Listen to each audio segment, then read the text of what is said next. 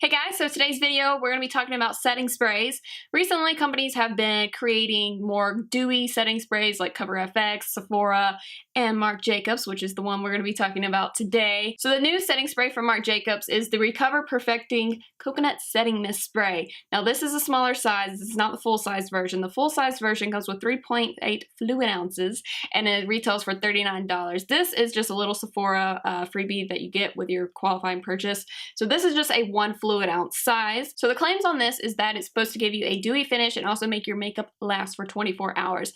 Now I've not tested it for 24 hours, but it does hold true to its claims. Now when I read on Sephora, a lot of people, their reviews, it was kind of mixed reviews. Some people liked it and some people just absolutely hated it. And the big thing of why people hated it was the mister on this. This claims to say, if I can get it open, it claims to say that it's going to give you a very fine mist when you spray it.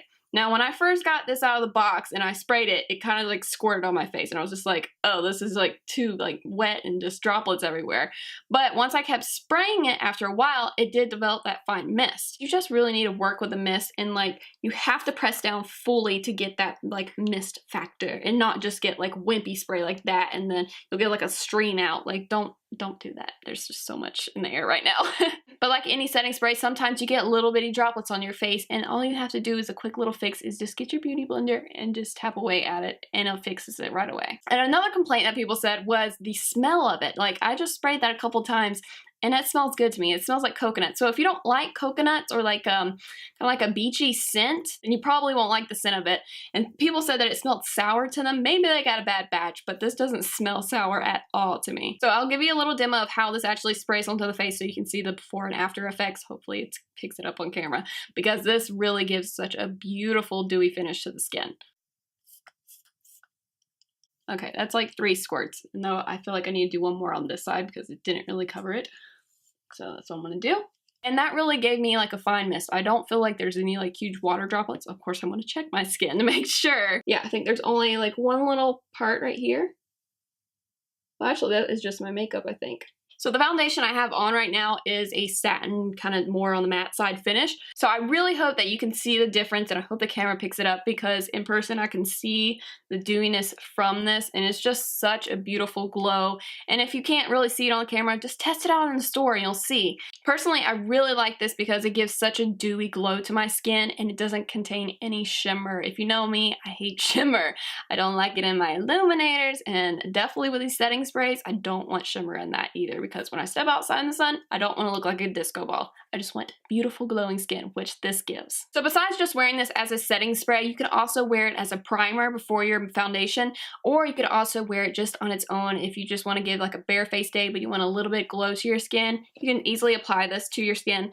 One thing I do want to let you know, when you first apply it to just bare skin, it is going to feel like wet on your face, and it does take a good while for it to really absorb and it'll feel a little sticky, but as time goes on it will just completely absorb and you won't feel that stickiness anymore. So for the setting power on this, it did make my makeup last throughout the whole day. My chin stayed intact pretty well, but it did still look a little worn just because that's the fact of like makeup. Makeup still, it's not going to look as fresh as when you first applied it, like at the end of the day. So it's to be expected, but it definitely, like there was still foundation on my chin after eating. There's still foundation around my nose. It didn't break up or anything like that. So I think as a setting spray, it did hold up very well. And one thing you want to keep in mind is your skin type. I have a normal to dry skin type, so I want all the hydration I can get. So this gives me nice hydration throughout the day. So if you have oily skin, this may not be for you. So just a quick little recap. The setting spray costs $39 for a 3.8 fluid ounce, not this size. This is a 1